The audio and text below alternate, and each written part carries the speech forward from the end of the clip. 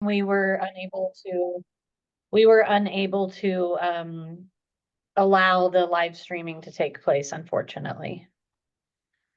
So we are recording and we will be sharing this publicly as soon as the recording is ready. So thanks again for your patience with all of that. And thank you again for joining this public workshop for the proposed designation of the Tule subbasin as a probationary basin. And again, if you haven't, we would love it if you could please fill out the Google survey and that's in the chat. And that's just to help us get a better idea of who's joining us today. So today's workshop will be provided in both Spanish and English. So if you need to change your language settings to Spanish, please click on the interpretation icon or the globe icon at the bottom of your Zoom page. And from there, a window will pop up offering both Spanish and English. And if you click the Spanish option, please make sure to click mute original audio so that you only hear the Spanish translation. The presentation slides are also available in English and Spanish. So to display the presentation in your preferred language, you can look at the top of your Zoom screen and there should be a black tab that says View Options.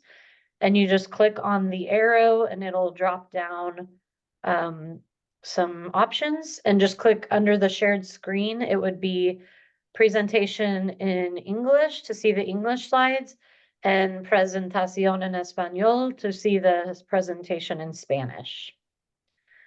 And if you're having any issues today throughout the workshop, please send a chat message to the Zoom host, Katie Kennedy, and she will either answer if it's a tech-related issue, or she'll forward it to the appropriate staff and get an answer for you as soon as possible. And finally, if you're joining from your smartphone, you should be able to click on More and follow the same steps from there to be able to access Spanish language and Spanish slides if needed. And please keep in mind that since we're offering this workshop in 2 languages, there will be a slight delay. So thank you again for your patience, as there might be some points where English presenters will need to pause to wait for Spanish interpreters to complete a slide before we can, as a full group, advance to the next slide. And with that, I'm going to pause here to ask the interpreters to share what I just shared in Spanish. Thank you. Susie.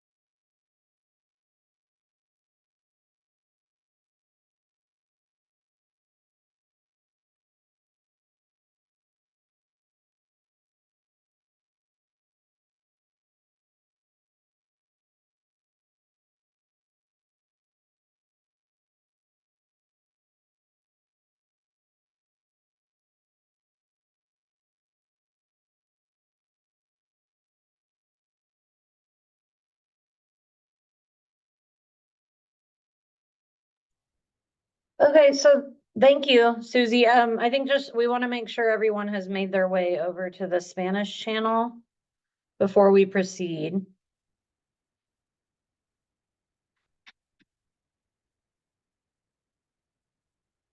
So one moment, I just want to make sure everyone's made their way over there that needs to.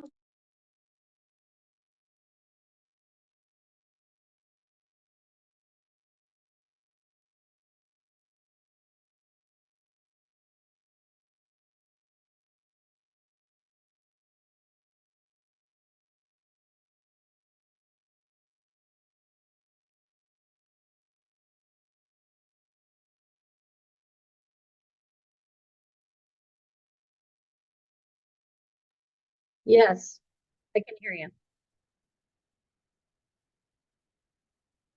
Yeah, can you please go over, actually, Amanda, go to the previous slide.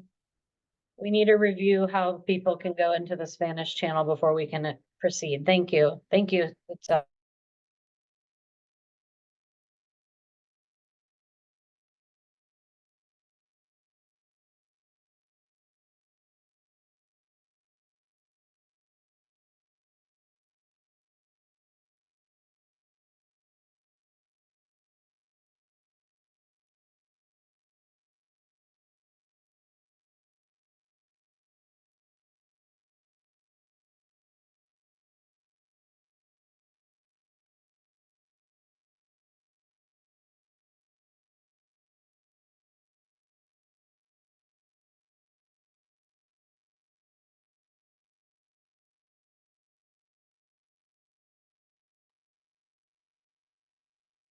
wonderful. Thank you. Okay, so if I'm going to proceed in English, and we have support via chat. So if anyone needs to go to the Spanish channel, just send a chat message, and we will help you have guidance to get over there to the Spanish language channel. So we're encouraging the following community guidelines. So first, we ask you to please rename yourself and provide your affiliation if it applies. We ask you to please engage respectfully and avoid personal attacks, verbally or in the chat. We ask you to use the chat to communicate comments and/or questions to the speakers. And if you would like to speak, we ask you to please raise your hand. So you have a raise hand function under the smiley face at the bottom of the Zoom bar, and wait until the facilitator calls on you, me. So wait until I call on you to speak. And please remain muted when you're not speaking. And finally, during the public comment portion, we will go in order of hands raised. And if there are several people who would like to provide comments, I might need to use a timer to enforce a time limit. So we will proceed to the Zoom instructions. For online participants, we ask you to, again, rename yourself with your affiliation if applicable. And you can do this by clicking on the three dots on the top right of your square, where your name is, and select rename. The presentation and Q&A portions of this meeting will be recorded, but the public comment period will not be recorded. We will be recording notes for the entirety of the meeting. Throughout the presentation, you can use the chat to send comments and questions to the speakers. Even if we're not able to cover all of them, we will make sure that your comments and questions make it to board staff. And during the public comment period, you'll be able to mute or unmute yourself using the microphone icon, as well as turn on and off your video by clicking the camera icon on the bottom left of your Zoom bar. The Q&A will be for clarifying questions regarding the content that you just learned about on the presentation of the state intervention process. And this will allow us enough time to prioritize the comment portion of the call. If we're unable to answer your question in our efforts to prioritize public comments, please include your email address with your question in the chat, and staff will follow up with you. So to participate, we ask again that you raise your hand by clicking the reactions or the smiley face icon in the Zoom bar during the comment portion. And we may need to put a time limit, as mentioned, depending on how many people would like to share a public comment. I will start by calling on folks in the order that I see your Zoom hand raised. And then I will also list off the person who will be on deck or coming next after the speaker, so that you're ready to request to go off mute once the commenter before you has finished. You will also be able to send in written comments after the workshop, and we'll provide more information on how to do that later. For phone participants, you can raise your hand by pressing *9, and you can mute or unmute yourself by pressing *6. And today's meeting objectives are to, I'm gonna wait a second. Thank you. To provide an opportunity for the public to learn about the draft staff report, which describes the actions staff recommend the State Water Board should take for the proposed designation of the Tule sub-basin as a probationary basin. To provide an opportunity for the public to interact with the State Water Resources Control Board staff and to raise any questions or concerns. And to provide an opportunity for the public to provide verbal and written comments on the draft recommendations.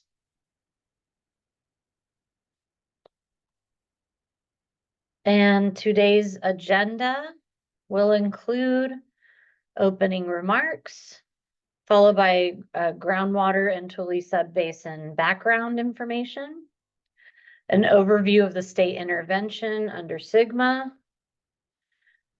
plan issues described in the staff report, proposed requirements for groundwater extractors, a public Q&A on the probationary hearing process, and finally, we'll have a public comment portion that starts around 12:15, potentially slightly later since we got a late start. So now I would like to introduce State Water Board Vice Chair Didi D'Adamo, and she will now provide some opening remarks. Thanks, Nahal. Good morning, everyone. Welcome to this workshop. I've been really looking forward to And today's Didi, we discussion. do not hear you quite yet. Oh, is that better? Oh, my apologies. That might have been just me. I'm sorry to interrupt. Okay, you can hear me now? Thank you. Okay. Thanks, Nahal, and welcome, everyone. I've been looking forward to today's workshop, and I know that my colleagues are also very much interested in today's workshop. Our chair, Esquivel, apologies, he's not able to be here, but I know he's going to be watching the tape, and I know that my fellow board members are also, well, they were going to be on the live stream. I'm not quite sure what's going on with that at this point, but I know that they will be following today's workshop and that we will all be present at the Porterville live workshop on Monday, starting at 5:30. So just want to start by thanking you all for joining us today and for taking time out of your busy schedules. I have to say that all of my interaction with stakeholders, the time that I've spent in the sub-basin, and also working quite a bit with our staff, I just really appreciate the thoughtfulness that everyone has brought to these discussions, and am hopeful that today will be a very productive discussion as well. For some of you, this might be the first discussion of groundwater management in the Tule sub-basin that you've attended, and then for others, you've been involved in many and very detailed discussions for quite some time in the Tule Lake sub-basin and issues there. And we just want to know, whatever your level of interest and engagement, we really appreciate your presence here today and your ongoing engagement in this process. As Nahal indicated, our staff will be presenting an overview of groundwater management in the Tule sub-basin, specifically focusing on the draft staff report. And then they will also be going over the role that our board may be playing in the subbasin starting later this year. I want you to know that our board is taking our role in sustainable groundwater management and the act very seriously. As we all know, groundwater is a limited resource and must be managed sustainably. I do want to make it clear that our board has not yet decided if we will be placing the basin on probation and to what extent we will be involving ourselves in groundwater management in the Tule subbasin. Really, the reason that we're here today is to hear from all of you. We want to hear your views, your comments, your concerns, and, you know, for us to gain a better understanding of the basin, the staff report, how it's interpreted, and, you know, any changes that we may want to make going forward. And so just really want to encourage you all, as has already been done, to ask questions, provide your comments today or at the Porterville workshop on Monday, and also encourage you to continue to stay engaged, providing written comments by the deadline. I believe it's May 15th. You'll hear more about how to access and provide your comments later. And then also holding a date on your calendar, you know, for the hearing that is planned for later this year. I hope we have a productive discussion today and that we all come out of today's workshop with a greater understanding of what's in the staff report, conditions in the subbasin, and the role that our board may play, and any concerns or comments you may have. Thank you so much for the opportunity to spend a few moments with you to kick this session off. Thank you so much, Vice Chair DeAdamo. I'll now pass it over to Natalie Stork, Sigma Program Manager at the State Water Board, for staff introductions. Good morning. I'm Natalie Stork, and I'm here with Amina Tavakol and Anthony Willett, and we are part of the State Water Board's program implementing the Sustainable Groundwater Management Act. We are here today because the board will consider whether to adopt a probationary basin determination for the Tule subbasin in September of this year. Our 5-member board is appointed by the governor, and no decisions will be made today. And now, Amina will start us off.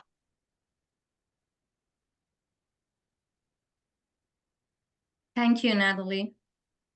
I'm Amina Tawakul, Water Resource Engineer with the Sigma team at the State Water Board, and I'll give some quick context for groundwater management in California and in the Tule subbasin.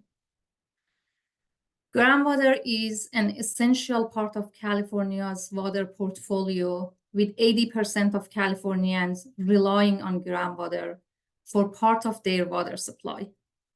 Could you please go back one slide? Thank you. During average water years, groundwater makes up 38% of the state's water supply. But during times of drought, it makes up 60% of the statewide supply. As you can see in this figure, groundwater is used differently in different parts of the state. The cornerstone of groundwater management in California is that local conditions require local management and solutions, with oversight and guidance from the state water agencies.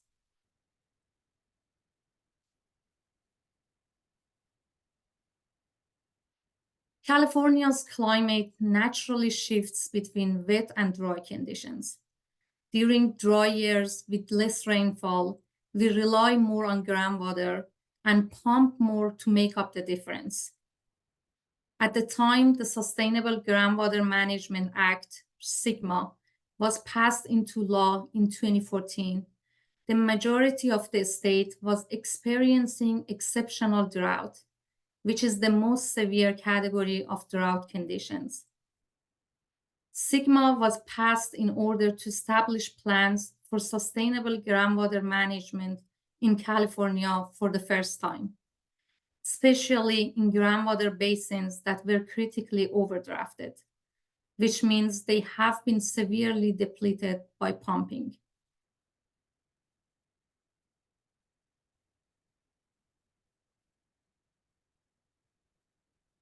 Tule subbasin is a critically overdrafted basin in the Tulare Lake hydrologic region of the southern Central Valley. The main population center in this basin is Porterville.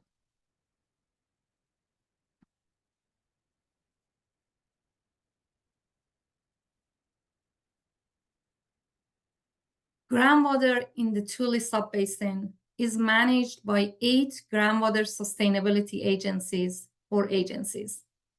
These agencies include Eastern Tule, Lower Tule River Irrigation District, Pixley Irrigation District, Delano Early Mart Irrigation District, County of Tulare, Alpa, Tri-County Water Authority, and Kern Tulare Water District. The agencies collaborated to write 6 groundwater sustainability plans, which we may refer to as plans, that outline how they will manage groundwater in the subbasin and bring the basin into a sustainable balance by 2040. The original plans were submitted to the state in 2020. The Department of Water Resources determined plans to be incomplete based on 3 deficiencies.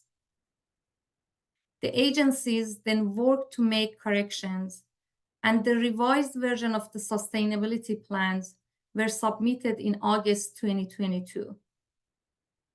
The Department of Water Resources issued a final determination in March of 2023, stating that the groundwater sustainability plans were inadequate and unlikely to resolve the critical groundwater overdraft in the subbasin.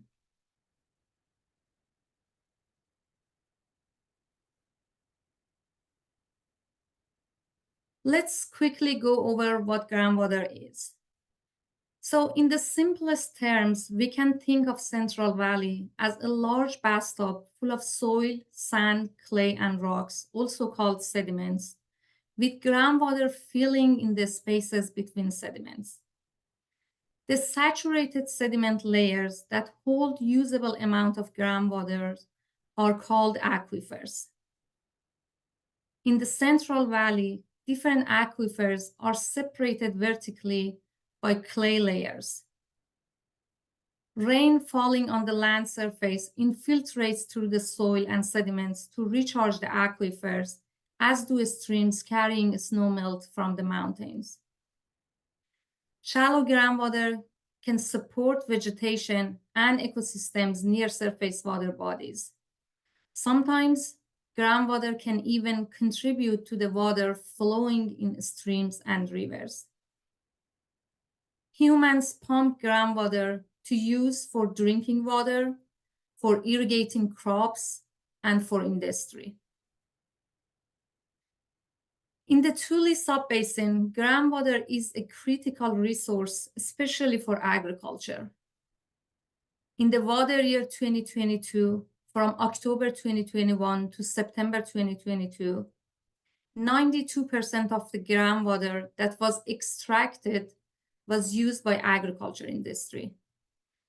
6% was exported from the basin, and only 2% of the pumped groundwater was used for municipal purposes.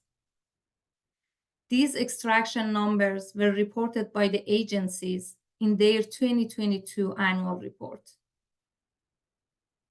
In Tule subbasin, however, pumping has exceeded the natural and human-assisted recharge that occurs, and groundwater levels have been in decline for decades. Declining groundwater levels have required people to either deepen their wells or drill new wells in order to reach deeper groundwater. The extraction of groundwater has also caused other problems.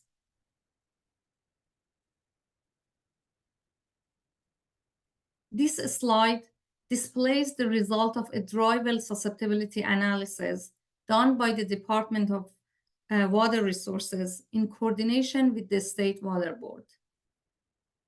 The analysis looked at declines in groundwater levels during the last drought and predicted which domestic wells would be vulnerable to going dry during a future drought.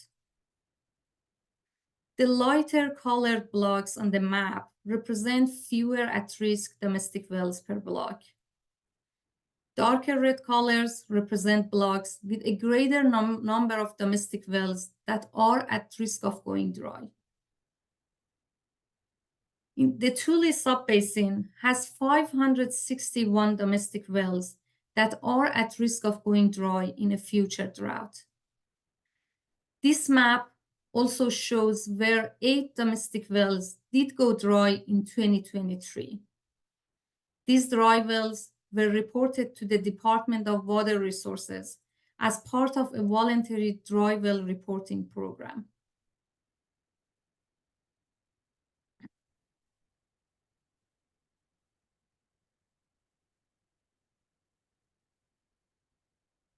Overpumping groundwater in the Tule subbasin has also resulted in land subsidence.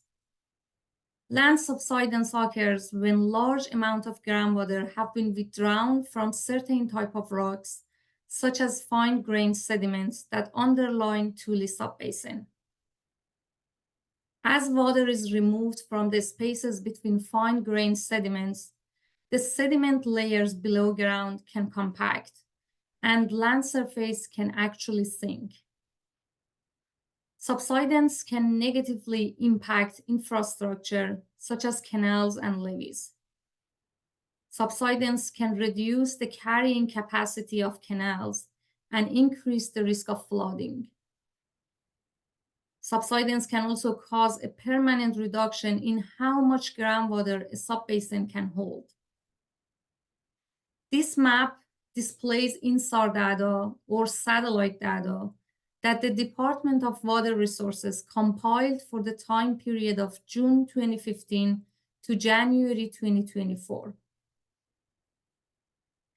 The green color represents up to 1 foot of drop in land surface elevation, while the red color represents 6 to 7 feet of subsidence.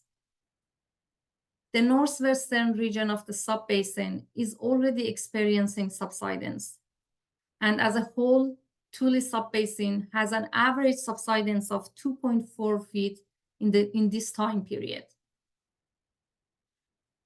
Subsidence has substantially reduced the amount of water that the Fry and Kern Canal can deliver, so the canal is being repaired right now.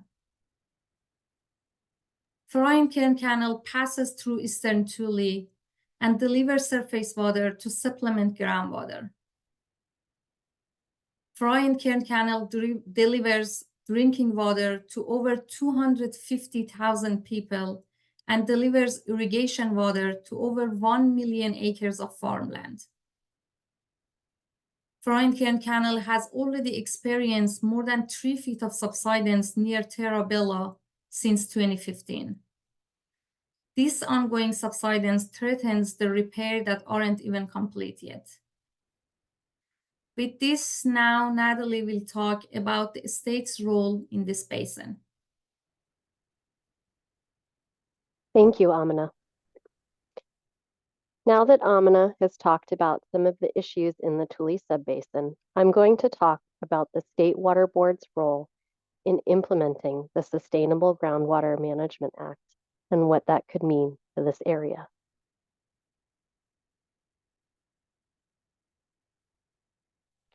The Sustainable Groundwater Management Act, which I may refer to as the law at times going forward, recognizes that groundwater is a resource that needs to be managed sustainably so that it is available for people to use in the future.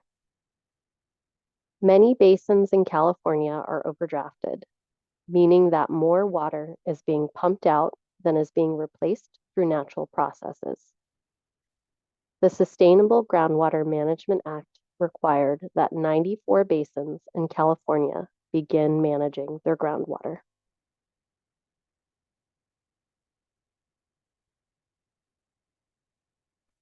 As Amina mentioned before, the Sustainable Groundwater Management Act required the formation of new local agencies who are responsible for writing and implementing plans to manage groundwater.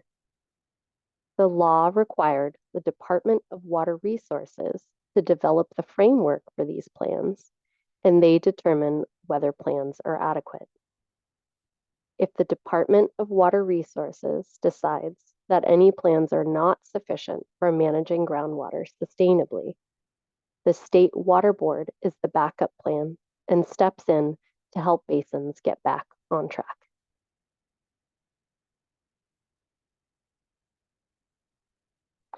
So, what is sustainability? Sustainability means that the basin is operated within its sustainable yield and doesn't experience undesirable results, which are the significant and unreasonable occurrences of these 6 things caused by groundwater conditions occurring throughout the basin. What's important is that sustainability is supposed to be determined by locals at the local level. Also note that agencies don't have to address groundwater issues already occurring before 2015. The law focuses on conditions from 2015 forward.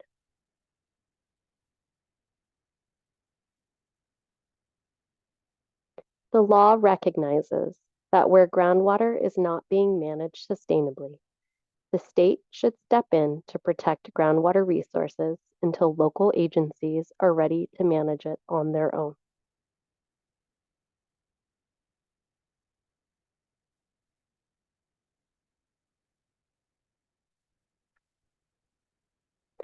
Now, focusing in on the board's role, here are a few key things to remember. The board only steps in when local efforts fail. We can't just step in whenever we want to. The board temporarily protects the basin until locals come up to speed. Board actions are not a replacement for a groundwater sustainability plan. The backstop is triggered by deadlines and deficiencies, which is why we are here today.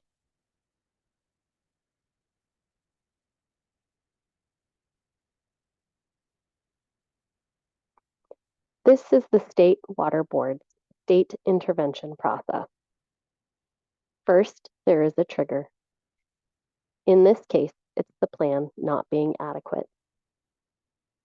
Then the board considers whether probation is warranted.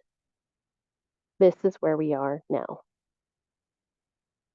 Then the board considers whether to put the basin on probation. If the basin is put on probation, then there is a period of at least a year to fix issues. If issues aren't fixed, then the board can decide whether to adopt its own plan for the basin. At any time, if agencies think they have fixed issues, they can provide the new plan to the board for evaluation. If the plan is fixed, we can move the basin out of state intervention and back to the Department of Water Resources oversight.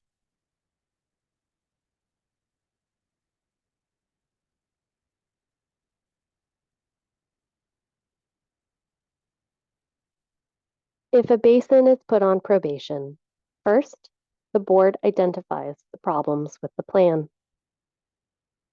Then agencies work during this time to fix issues while implementing the good parts of the plan. Many people who use groundwater will need to begin reporting how much they pump so the board can assess conditions. The board may require meters so we get accurate information. The board must also begin charging fees. The law states that the board must recover the cost of administering the program. Fees are not meant to be punitive.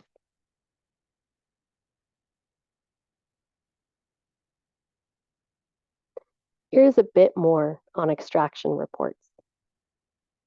Reports must be submitted annually. Reports must include where the well is located, how much it can pump, how much is actually pumped on a monthly basis, where the groundwater is used, and what it's used for. Reports must be filed online.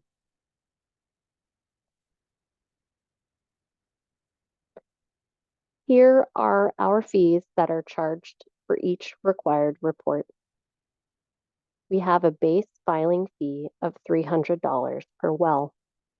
Also, a volumetric fee, which for probationary basins is $20 per acre foot. There is an automatic late fee of 25% per month up to a cap.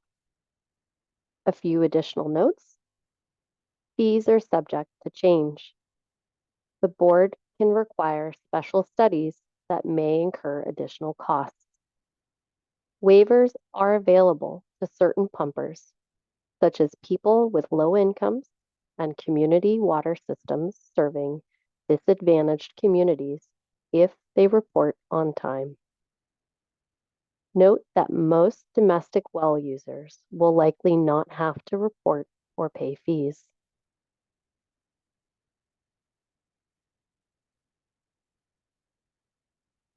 Back to our process slide. We've discussed probation. Now let's discuss what happens if plans aren't fixed.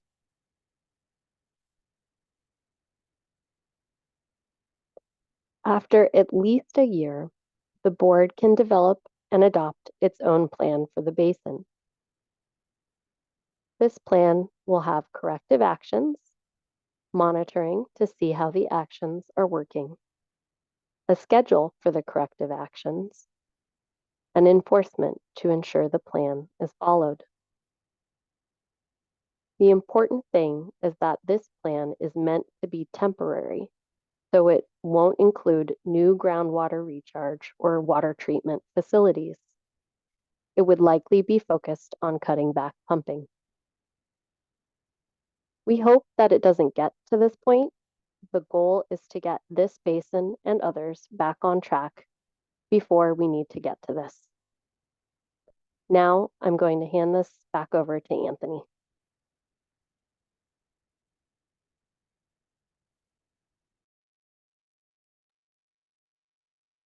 Thank you, Natalie. The staff of the State Water Board make recommendations to the board members regarding subbasins with inadequate plans. At this point, Amana and I will present an overview of the staff's draft recommendations for the Tule subbasin. The information we are presenting is based on the information we have to date. We are hoping to learn more from this meeting and the meeting on the 8th. We intend to update the draft staff report, which includes these recommendations, based on the comments and information we receive from our stakeholder meetings and from other comments during the public comment period.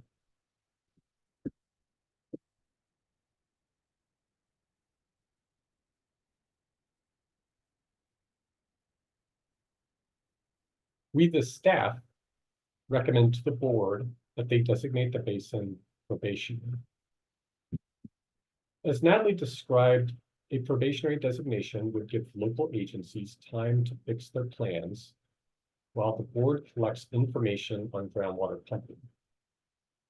Staff recommend probation because the plans, as written, would allow substantial impacts to people who rely on wells for drinking water by causing wells to go dry or become contaminated. This even includes some people who rely on public water systems for drinking water, as the plans would impact some wells used by public water systems. Substantial impacts to critical infrastructure due to land subsidence, or the sinking of land due to pumping, which is already damaging canals, levees, and other structures, and potential depletion of interconnected surface water. Moreover, importantly, the plans will not achieve groundwater sustainability by 2040, as they currently allow overdraft to continue beyond 2040. I want to acknowledge here that groundwater sustainability agencies have already begun working to correct these deficiencies. They have been meeting regularly with state water board staff, and they have made real progress toward addressing some of these deficiencies. But the state's evaluation is based on the revised plans adopted in August 2022, and it's crucial that we clearly define the deficiencies in those plans so that we can ensure they are fully addressed in the next adopted plans.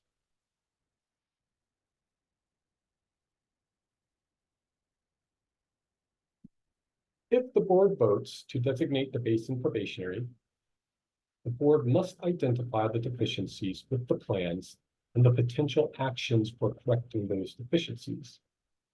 Before Amina and I dive into the deficiencies and potential actions proposed by staff and described in the draft staff report, I will describe very generally how groundwater sustainability plans work.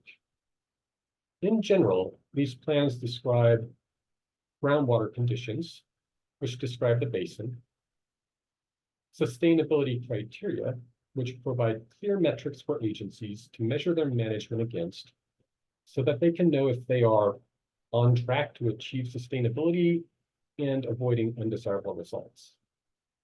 Plans need to define these metrics for both the conditions for when they have achieved sustainability and the conditions that cause significant and unreasonable impacts. Monitoring, which is how agencies measure how the basin is progressing toward its goals. The plans describe what is being monitored, like groundwater levels or groundwater quality, where it's being monitored, and how often. Projects and management actions, which are the steps agencies take to achieve sustainability. These might be projects that bring in new surface water supplies or rules that restrict pumping, for example.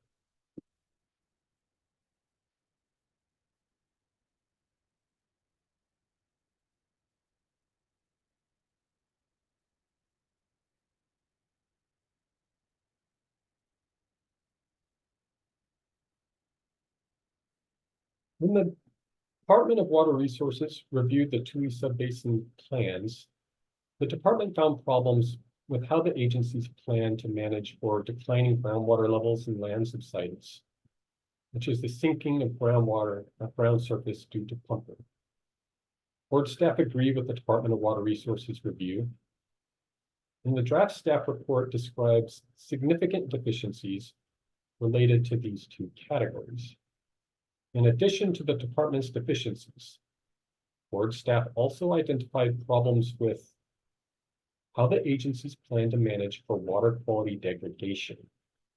Groundwater management can cause pollutants or other things in water to reach levels that are less safe for drinking, irrigation, or other uses. And how the agencies plan to manage for depletion of interconnected surface water. If groundwater level declines deeply enough, some surface water bodies and their habitats are significantly transformed and harmed. We will now describe these proposed deficiencies in more detail.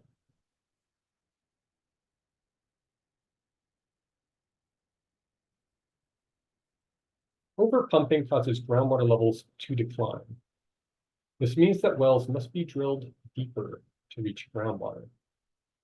These deeper groundwater levels cause multiple problems. They threaten drinking water supplies by drying wells completely or reducing the amount of water that wells can pump. Household drinking water wells are at highest risk because they are relatively shallow, but even deeper wells, like public supply wells or agricultural irrigation wells, can be impacted. Under the current plans, about 1 in 5 domestic wells and at least 20 public supply wells could dry. Deeper groundwater levels also increase the cost to repair or replace impacted wells or to even drill new wells. For wells deep enough that they continue to pump and that they can continue to pump at deeper groundwater levels, deeper groundwater levels still increase the energy cost to pump groundwater. This all means that deeper groundwater levels generally increase the cost of water for everyone. And because groundwater levels are declining across most of the San Joaquin Valley, it is likely that the drillers required to deepen or replace wells will be very busy, which means that it may take months or years to deepen or drill a well, and the costs might be substantially higher than they are now. Moreover, declining groundwater levels can cause subsidence, can degrade groundwater quality, and can deplete interconnected surface waters, each of which cause their own set of problems, which will be explained later in this presentation.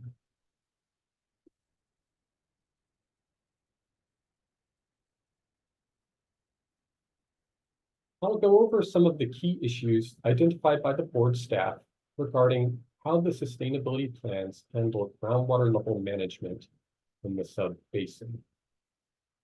The plans have problems with the description of what agencies are trying to avoid. The plans do not sufficiently describe the impacts that the agencies are trying to avoid, such as how many wells may go dry, or how far down groundwater levels may decline under the management plans. Without clearly defining the undesirable results, the agencies won't be able to tell whether their plans are working. Effects on domestic wells. The plans, as written, would allow for significant and unreasonable impacts to groundwater wells. They would allow about 1 in 5 domestic wells and at least 20 public supply wells to go dry. The role and scope of groundwater allocation plans. Allocation plans set how much water each well owner can pump over time. A basin cannot fix overdraft entirely by increasing surface water deliveries or recharging groundwater, then allocation plans will be needed to reach sustainability. While Tule agencies have developed and started to implement allocation plans, the plans lack key details, and they are not reducing pumping quickly enough along critical infrastructure like the Bryant Kern Canal. Their ongoing subsidence threatens repairs, which are already costing about $500 million and aren't even completed yet. The role and scope of well impact mitigation. If the sustainability plans for a basin are likely to result in impacts to existing wells, agencies should provide a robust well impact mitigation program that supports domestic well owners and water supply providers whose wells go dry due to groundwater management under the plans. The mitigation plan submitted in 2022 lacked sufficient details. Reaching sustainability. SGMA requires that the long-term overdraft in the subbasin be resolved by 2040. However, board staff have determined that the plans allow overdraft and therefore declining groundwater levels after 2040. Inconsistency between plans. Agencies should be coordinated in managing groundwater across the basin, so key elements of their plans should be coordinated and consistent. Board staff identified a few key inconsistencies between some of the plans.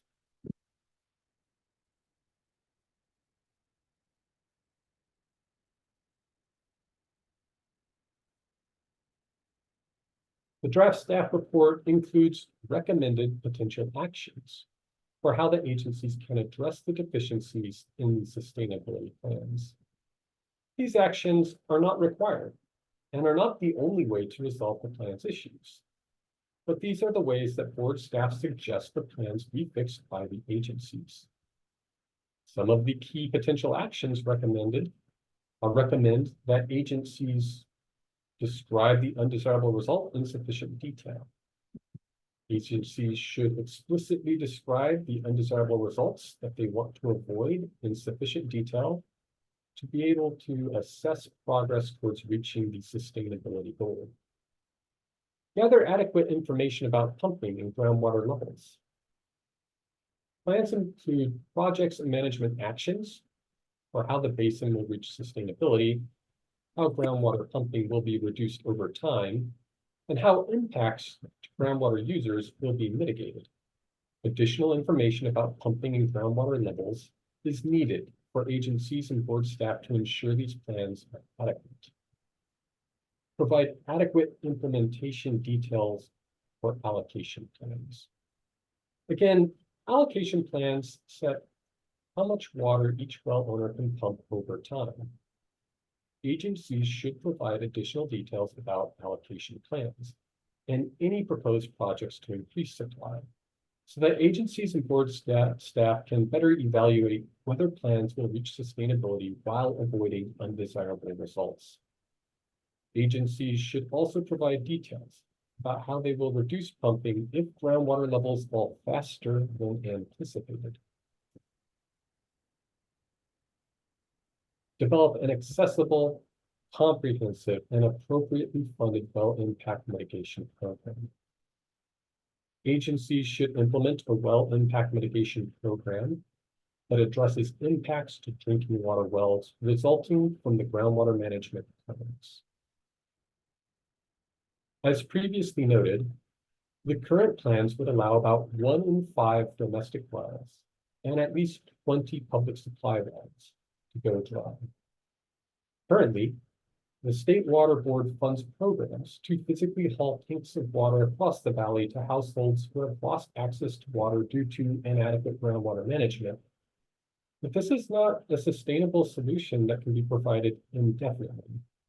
Agencies should therefore develop realistic plans for households that lose access to drinking water, because no one can survive without it.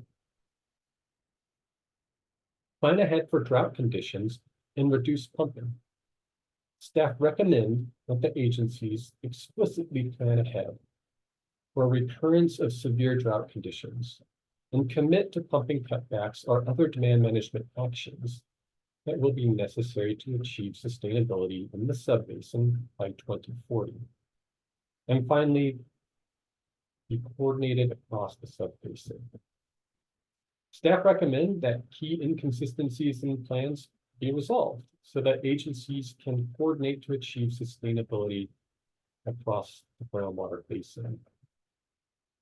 Now, Amina will talk about the plan's deficiencies regarding managing land subsidence. Thank you, Anthony. So as we discussed, subsidence is the sinking of land surface due to declining groundwater levels. Similar to lowering of groundwater levels, sinking of land surface can have potential consequences. Subsidence can reduce the carrying capacity of gravity-driven water conveyances. This means that streams, rivers, and canals can carry less water before flooding. This reduces surface water deliveries and increases the risk of flooding. Repairing the water conveyance to restore the capacity is very expensive. For example, the Fryenkern Canal has already lost more than 50% of its carrying capacity due to subsidence caused by overpumping. And the repairs to restore the capacity are costing about $500 million. Subsidence could also damage wells and reduce access to water. It can also damage other infrastructure, such as roads, utilities, and pipelines. It also can cause irreversible damage to groundwater aquifers and lasting damage to aquatic ecosystems.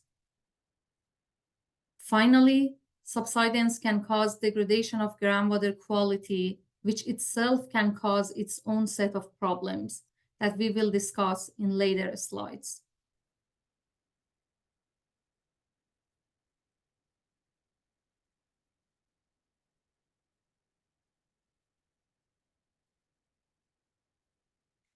I'll now go over some of the key issues identified by board staff regarding how the sustainability plans handle subsidence in the subbasin.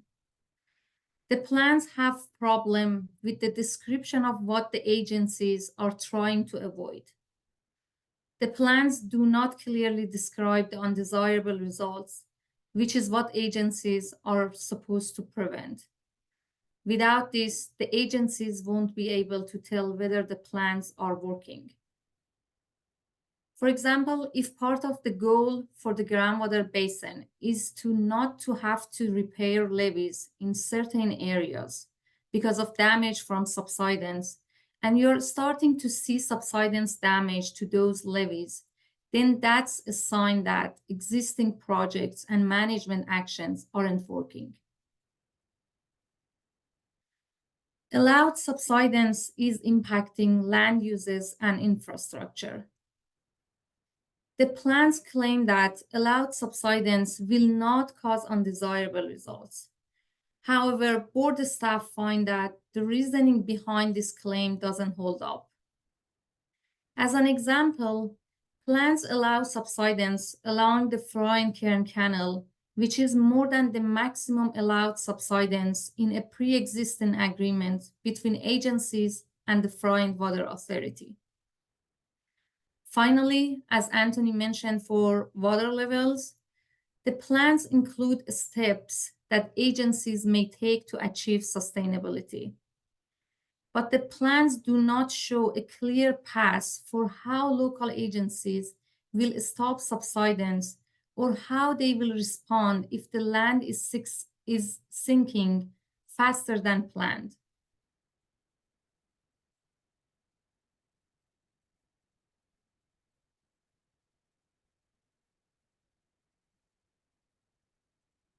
Some of the key potential actions to address subsidence deficiencies recommend that agencies describe the undesirable result in sufficient detail. Agencies should describe the undesirable result, which is the effect they are trying to avoid. They should describe that in enough detail so the agencies can know whether the plans are working.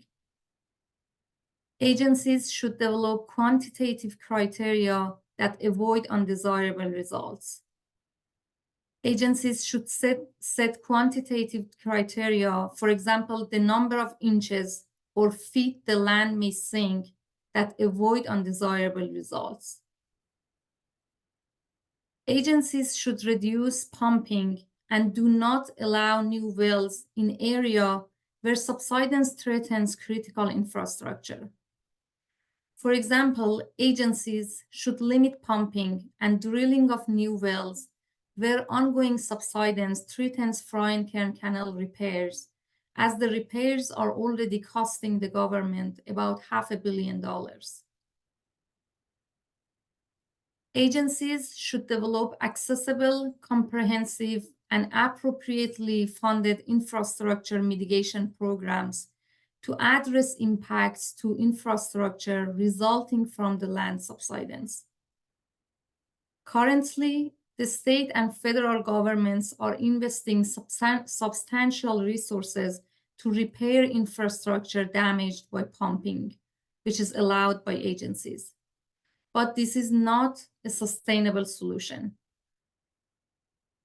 Finally, agencies should plan ahead to avoid significant and unreasonable land subsidence.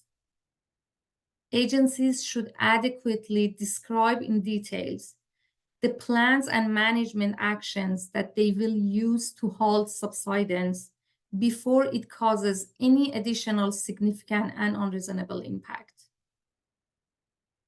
Now, Anthony will talk about the plan's deficiencies regarding degradation of groundwater quality. Thank you, Amina. Declining groundwater levels can also degrade water quality. Degradation of groundwater quality can result in poor drinking water quality, which may cause health problems, including chronic disease that could eventually result in death. Degraded water quality can also cause foul odor and taste in water, and it may result in irrigation water that is not suitable for crops. Treatment may be difficult and very expensive. And so water quality degradation may require people to find alternate sources of water For example, people whose water quality has been degraded may have to rely on tanks of water hauled to their houses until wells can be replaced, or until they can be tied to an existing public water system.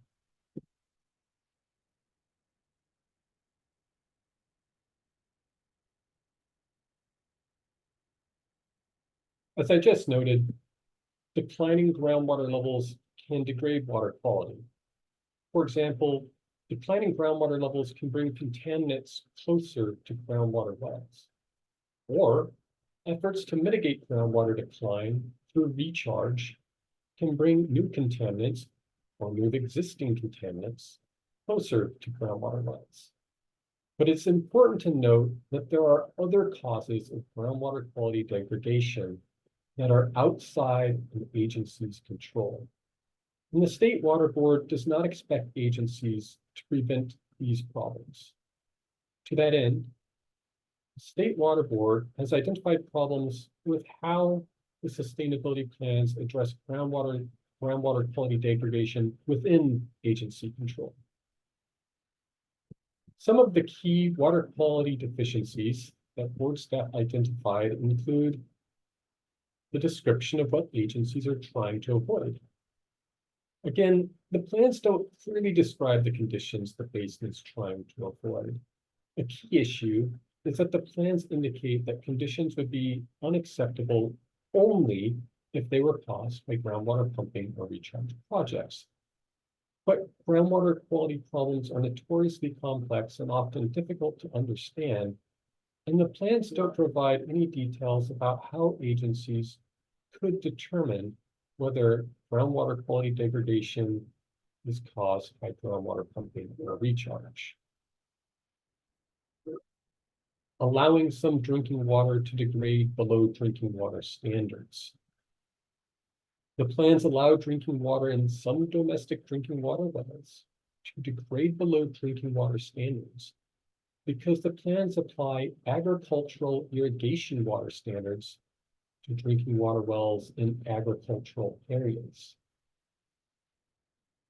Frequency and location of water quality monitoring.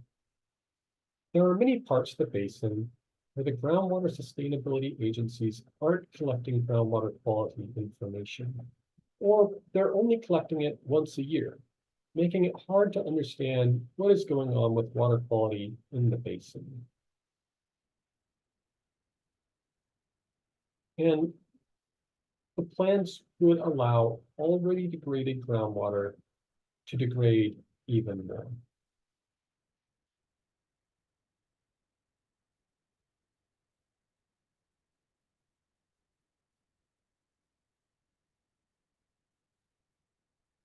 Some of the key potential actions to address water quality degradation deficiencies recommend that agencies describe the undesirable result in sufficient detail.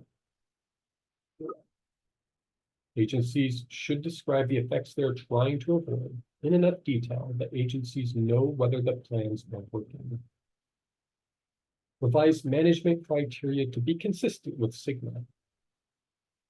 Agencies should revise the criteria used to guide management in the basin to avoid undesirable results. Specifically, agencies should revise criteria for drinking water wells in agricultural areas. Update the water quality monitoring plan. Agencies should revise the monitoring plan to monitor water quality more frequently and in more locations. Plan additional sampling when water quality is degraded. Board staff note that elevated concentrations of arsenic, nitrate, uranium, there's alpha, and other constituents can severely impact human health. Agencies should therefore conduct additional monitoring to better characterize risks to beneficial users and uses of groundwater when water quality is more degraded. Implement accessible, comprehensive, and appropriately funded well impact mitigation programs. If plans allow groundwater quality to degrade, and they should plan for mitigation accordingly. That said, there are existing water quality programs in the subbasin, and agencies are encouraged to coordinate with these programs. But agencies have an obligation to mitigate water quality issues that their management allows or that are outside the scope of these existing programs.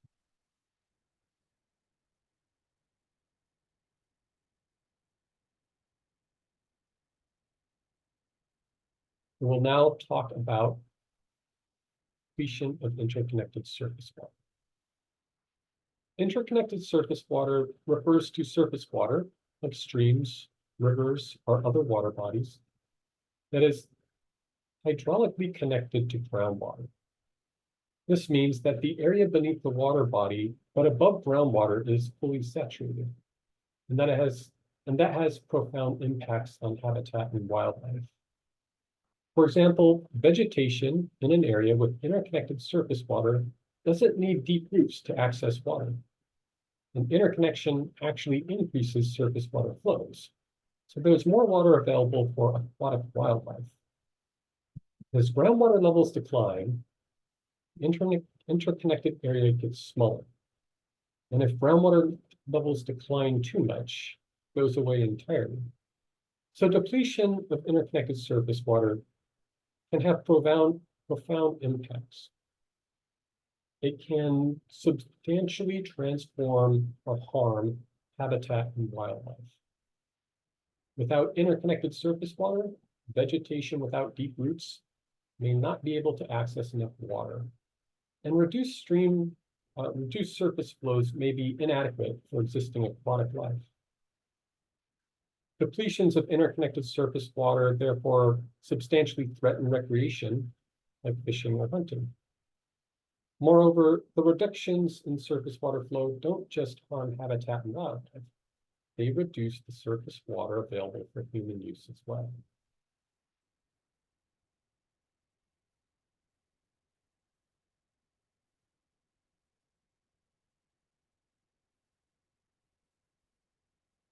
Board staff identified a few deficiencies concerning how plans manage depletions to interconnected surface water.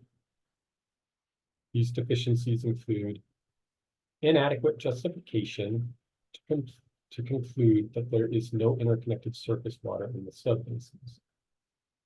The plans claim that there is no interconnected surface water in the basin, and so the plans do not attempt to prevent its depletion. Staff find, however, that the plans have not used the best available data in this determination. As such, staff also identified a conditional deficiency. Plans lack a description of what agencies are trying to avoid. Because the plans did not identify interconnected surface water in the basin, they did not describe the amount of depletion that agencies are trying to avoid. Therefore, if interconnected surface water is identified when addressing the first deficiency, then plans will need to describe the significant and unreasonable amount of interconnected surface water depletion that agencies are trying to avoid.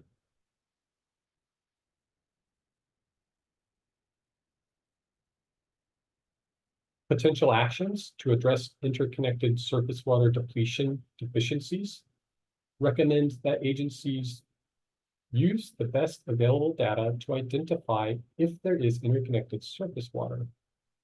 Board staff want a clear, detailed description of the data used to justify the conclusion that there is no interconnected surface water in the subbasin. Specifically, board staff would like to ensure that agencies are evaluating data that represent different conditions in different seasons. If a more comprehensive analysis identifies interconnected surface water in the basin, the board staff would want plans to describe the undesirable result in sufficient detail. And that is, to describe the amount of depletion of interconnected surface water that agencies consider to be significant and unreasonable and will therefore prevent from occurring. And to create a monitoring network near established surface monitoring stations to fill data gaps. If interconnected surface water is identified, Agencies will need to monitor interconnected surface water conditions to ensure that they avoid the undesirable results that they are trying to prevent. Now going to pass this back to Natalie to discuss recommended requirements for groundwater inspectors. Thank you, Anthony. In addition to the deficiencies noted above, staff have additional recommendations to the board.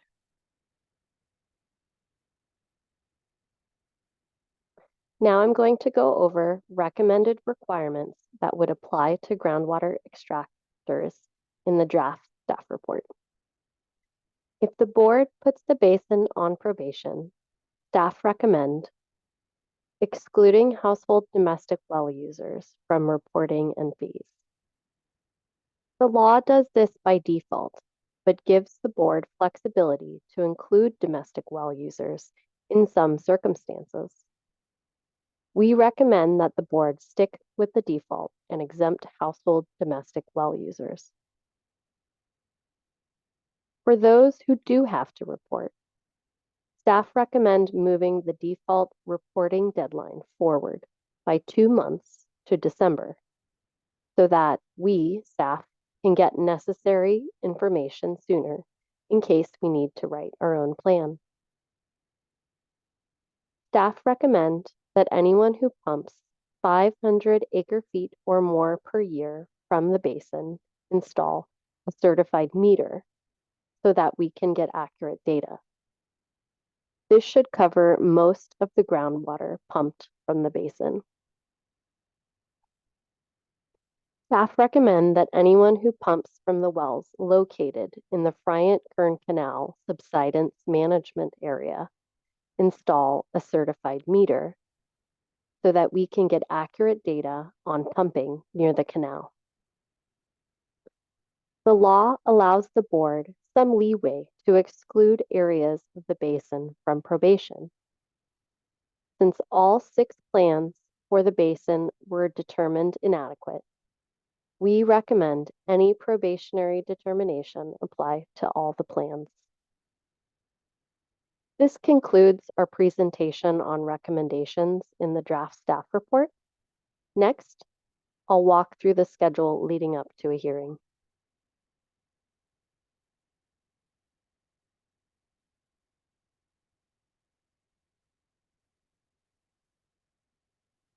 Here's the schedule. On March 7th, we released the draft staff report and issued the hearing notice to cities, counties, our mailing list, and the Department of Water Resources.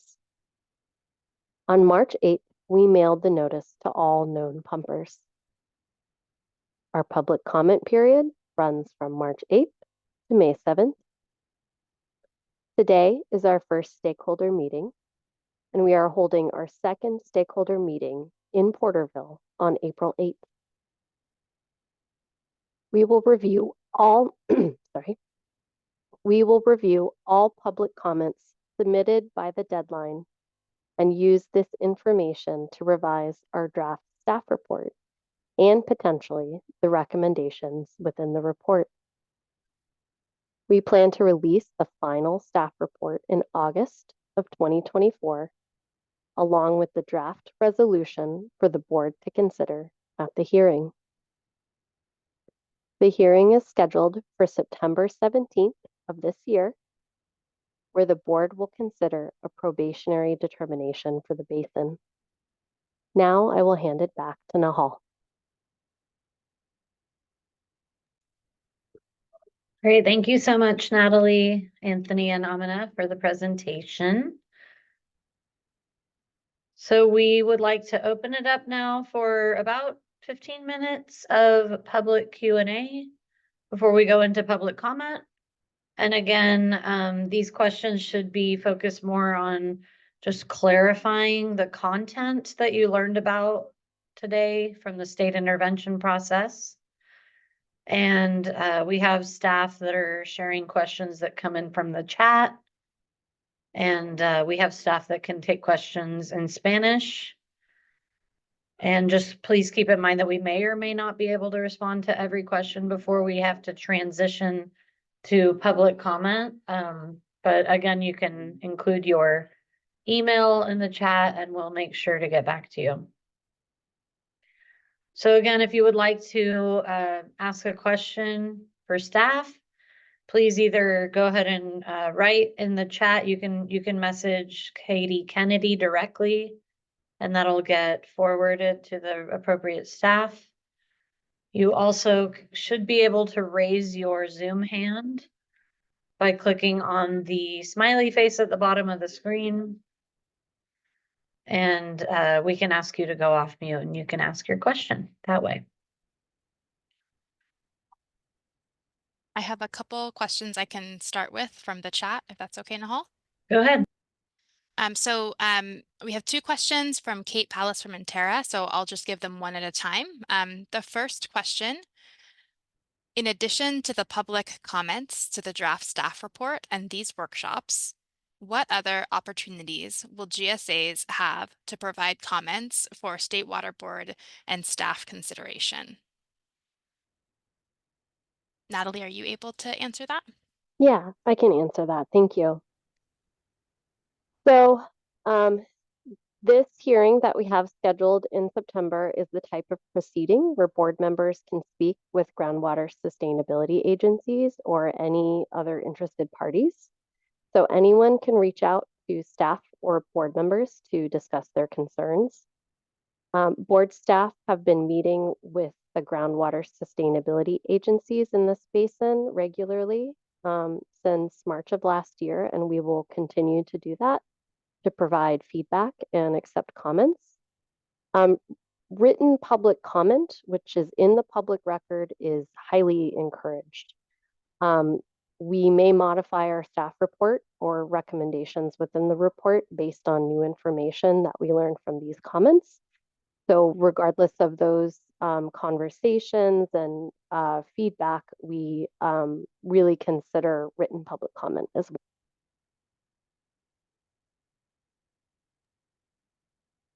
Thanks.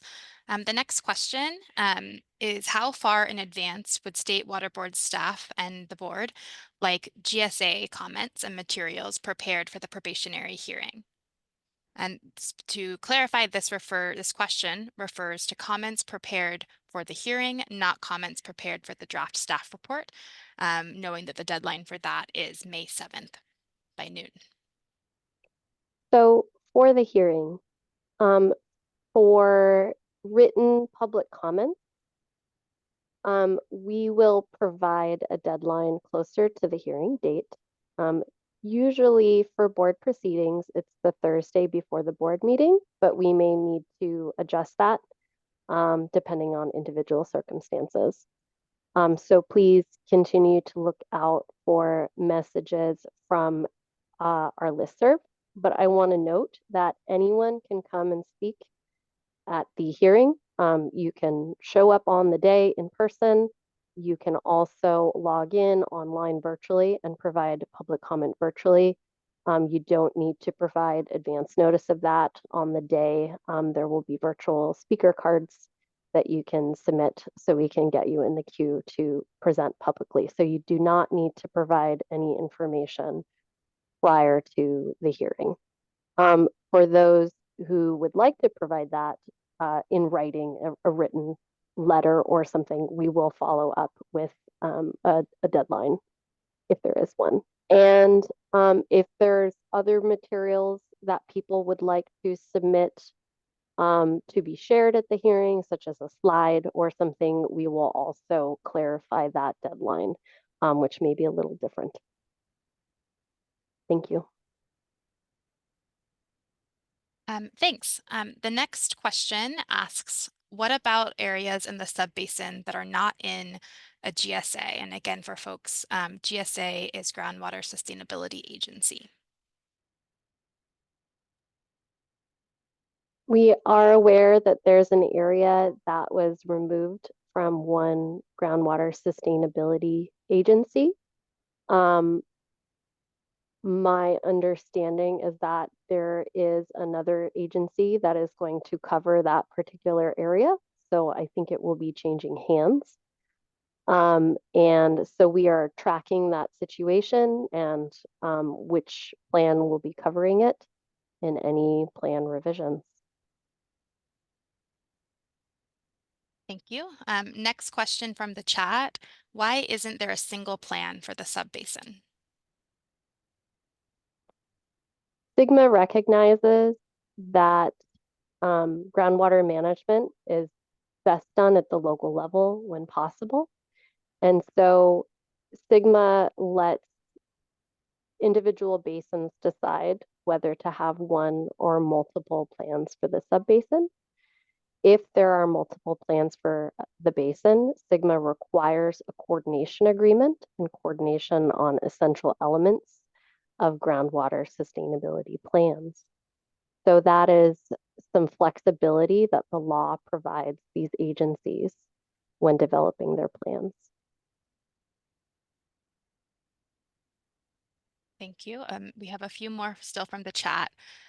If the basin goes into probation after the September 2024 hearing, will pumpers required to report need to submit 2024 pumping records in December 2024?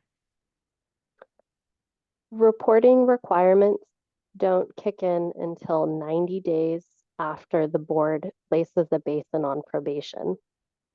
And our reporting cycles are by the water year. Since the hearing is scheduled for September 17th, my apologies. That is the earliest that the board could place the basin on probation, and 90 days after that would fall in December, which is in the next water year. So there won't be any reports due for the Tule subbasin unless the board puts the basin on probation, and not until December of 2025.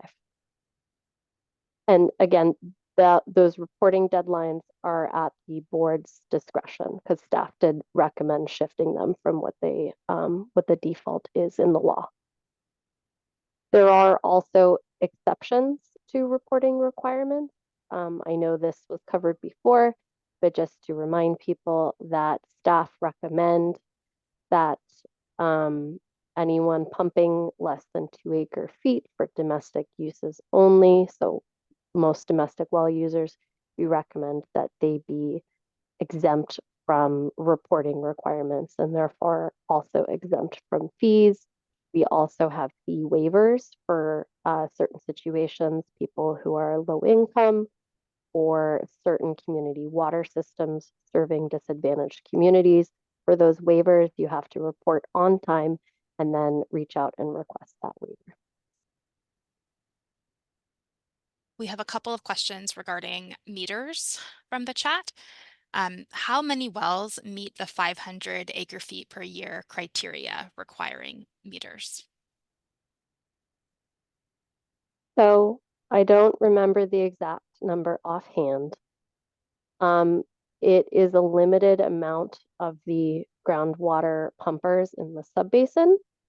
I believe it is a small portion. Staff may want to correct me. I think it's about 15% of the pumpers in the subbasin. And however, that accounts for, we think, about 85% of the groundwater pumped in this subbasin based on best available information. So we were trying to cover as much groundwater as possible with high accuracy methods of measuring those extractions, while also, finding a balance with the number of people who would be required to have certified meters in our staff recommendation.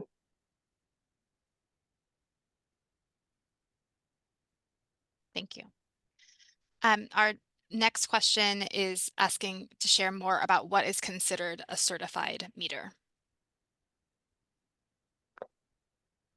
I'm going to let someone else answer this question.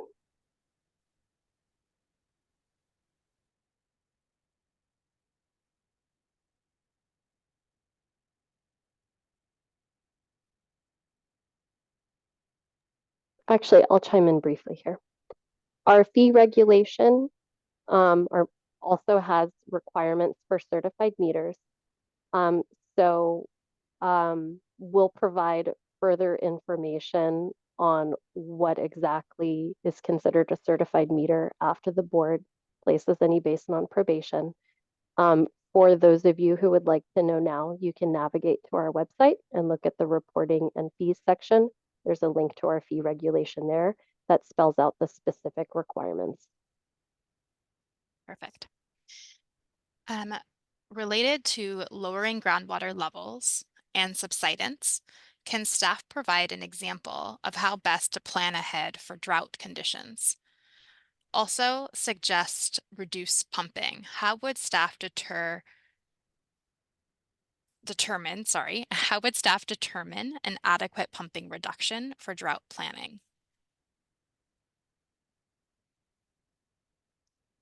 Regarding of planning ahead for drought conditions, in California, as we shared at the beginning of this, a large percentage of water supplies come from groundwater during drought, and there's more reliance on surface water in times where there aren't drought.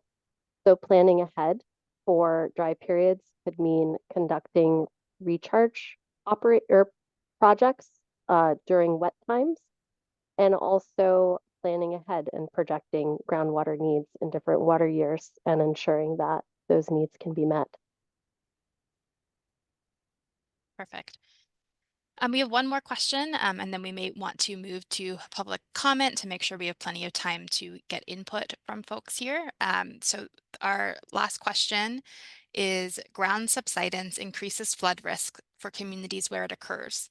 Do the GSPs or the staff report address this?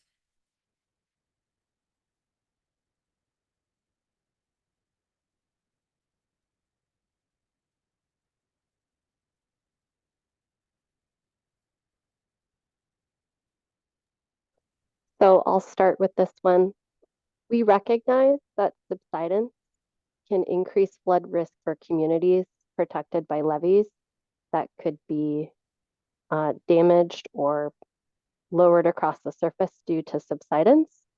Our staff report does address our concerns regarding this, with the potential impacts of subsidence being damage to levees, damage to canals, and other linear infrastructure.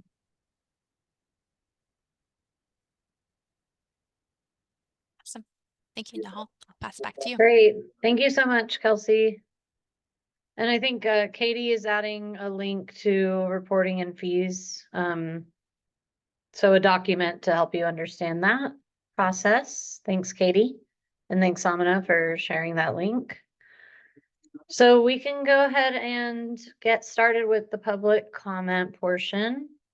Thanks for your hand. I think, are we okay with taking one more? Was there another question or public comment? Oh, public comment. Okay, perfect. Thank you. So we'll go ahead and get started. Before we get into that, I just wanted to remind folks how to participate in public comment. So you can, I think that you should be able to at this point, mute and unmute yourself. And if you're on the phone, you can press *6 to unmute yourself. And your written comments can be submitted in the chat. And to deliver a verbal comment, again, just please raise your hand and I will call on you in the order that I see your name.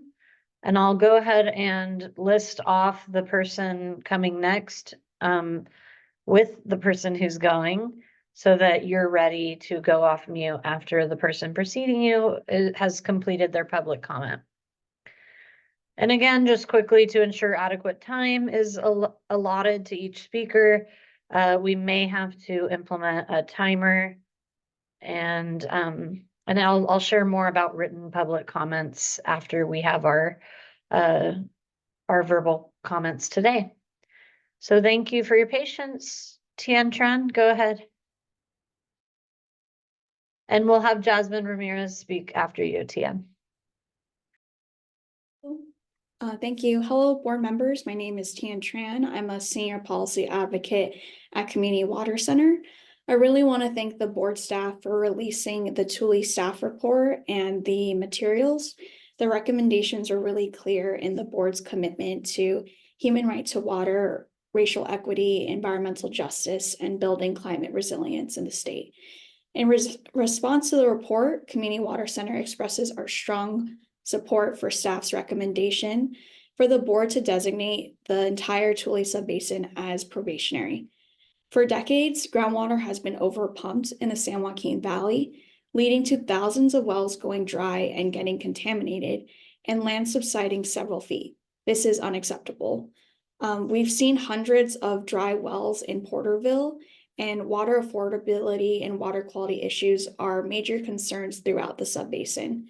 For example, Sandra Garcia, who is a former farm worker and a community organizer and leader in Poplar, has been a big advocate for calling attention to nitrate contamination in her community. And her daughter, Erica Esparza, has also faced higher rates and affordability issues in Woodville, and is also a farm worker. And so we're seeing the generational impacts of this drinking water crisis. And we know that the State Water Board can step in and make a big difference in the San Joaquin Valley. So in the Tule subbasin, we've seen also how subsidence, especially along the California Aqueduct and Friant Kern Canal, continues even when we have wet years. As the staff report outlines, continued subsidence has led to damages to critical infrastructure and could potentially lead to increasing arsenic concentration, which is an existing problem already in the basin. These impacts are often costly and often are irreversible. Ultimately, the data is clear. The stories and experiences from community partners are clear. The State Water Board must designate the entire Tule subbasin as probationary. This will ensure that Porterville, Ducor, Allensworth, Pixley, Tipton, Poplar, and many other Tule communities will have groundwater now and in the future. We are working with community leaders in the basin to make sure that drinking water needs will be represented at the workshop in Porterville on Monday. And we really look forward to the State Water Board addressing the urgency of the groundwater and drinking water crisis proactively. You cannot continue to leave residents without a path to safe water. Thank you. Thank you. And Jasmine Ramirez, go ahead.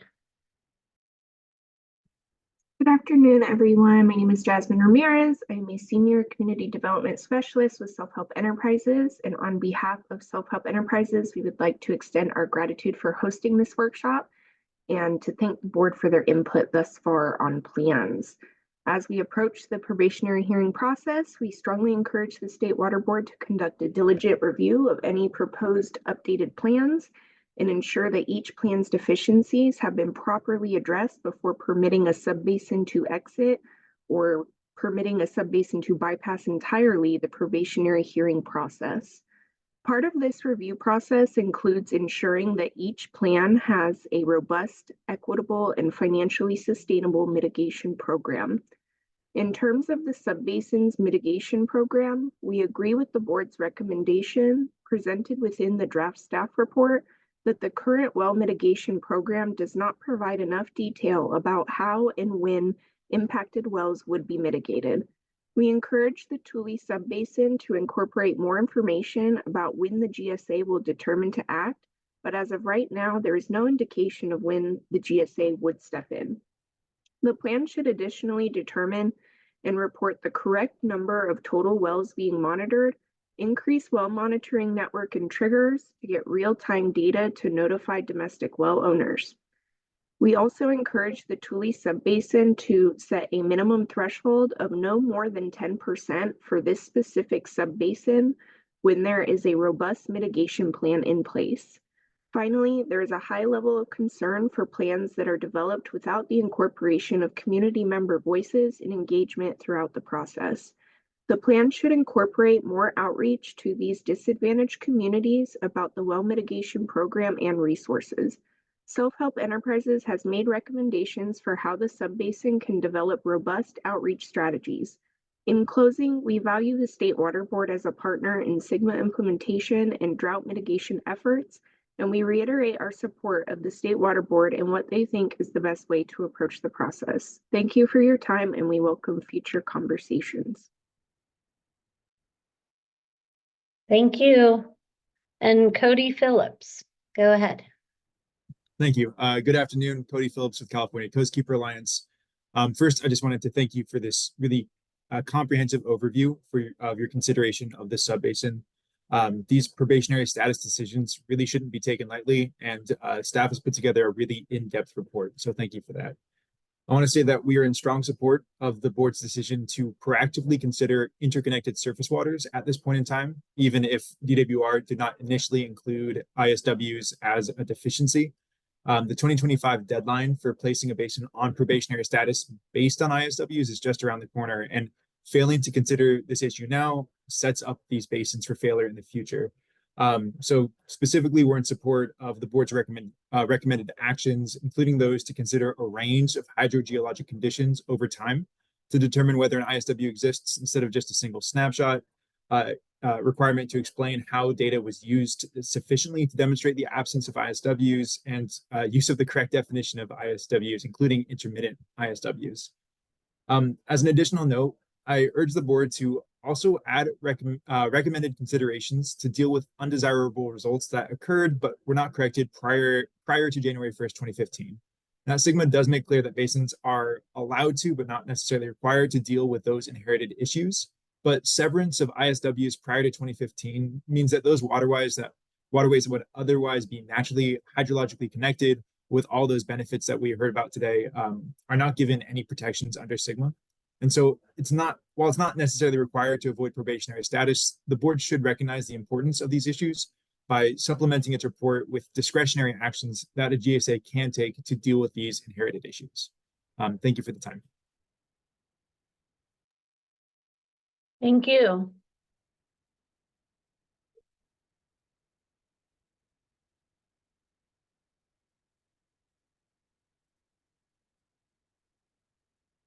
I don't see any other hand. Okay, I do see Angela Islas. Go ahead.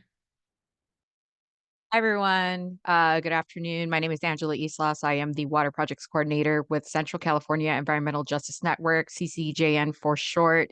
I do want to echo my partners at Community Water Center, as well as Self-Help Enterprises, with just thanking the State Water Board for the extensive and detailed review for the Tule subbasin, and we strongly on the CCEJN side support with moving forward to have the Tule subbasin be put in probationary.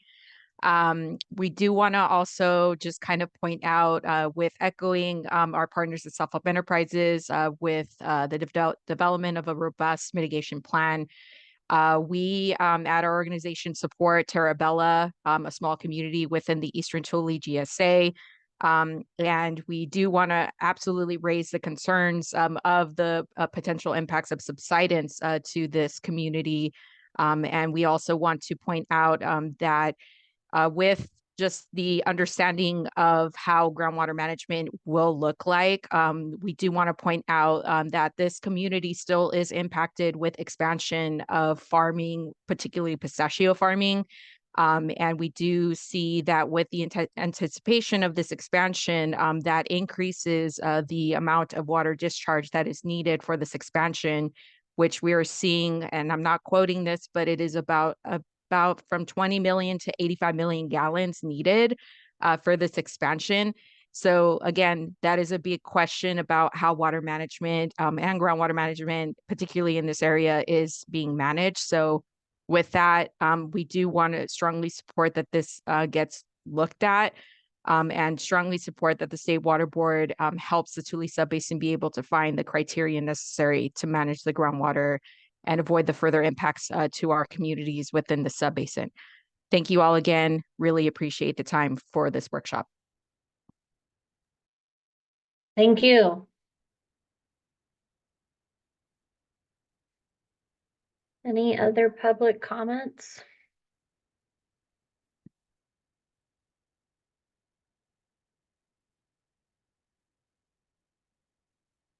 And again, I will share soon how to submit written comments after the workshop.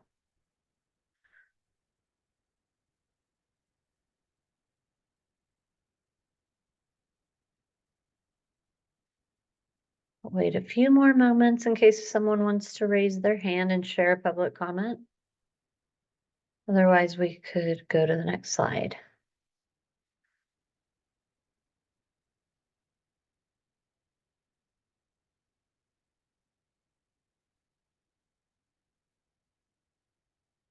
Okay, so I'm not seeing any other hands raised. So I'll go ahead and review the schedule that you see here on the slide, same schedule that Natalie Stork shared with you all. That the State Water Board did release the draft deficiencies and noticed the cities and counties on March 7th. On March 8th, they sent a notice to all known pumpers. Today, April 5th, is our first public workshop, the virtual public workshop. And that on Monday, April 8th, will be the in-person public workshop. So on March 7th, the public comment period will close. It's been open since March 8th. And in August, the State Water Board will release the final deficiencies and issue a draft order. And on September 17th, the Water Board will have a public hearing about the potential probationary designation for the Tule subbasin. And next slide, please. Thank you. And so with that, again, you are welcome, and we appreciate it if you submit your written comments either electronically via email in a PDF format to sigma-sgma-tule, Tule at waterboards.ca.gov. You can also fax your written comments to 916-341-5620, or you could mail or hand deliver your comments to Courtney Tyler, clerk to the board's State Water Resources Control Board. And the mailing address is P.O. Box 100, Sacramento, California, 95812. And the hand delivery address is 1001 I Street, 24th floor, Sacramento, California, 95814. And again, comments must be received by May 7th, 2024 at 12 o'clock noon Pacific.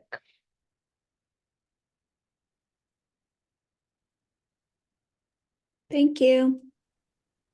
Thank you. And with that, I did want to ask folks, if you have a moment, to please complete the post-workshop survey that we have a link to that we'll share in the chat now. And it's a very, very brief post-workshop survey to ensure that our workshops continue being accessible and helpful. And thanks again to everyone for participating. Thank you to our speakers. And we do encourage your participation in upcoming meetings. And again, you can access the meeting flyer for Monday and further information. Also, we'll share the link soon to the flyer. And we can adjourn. Have a great weekend, everyone. Thank you so much.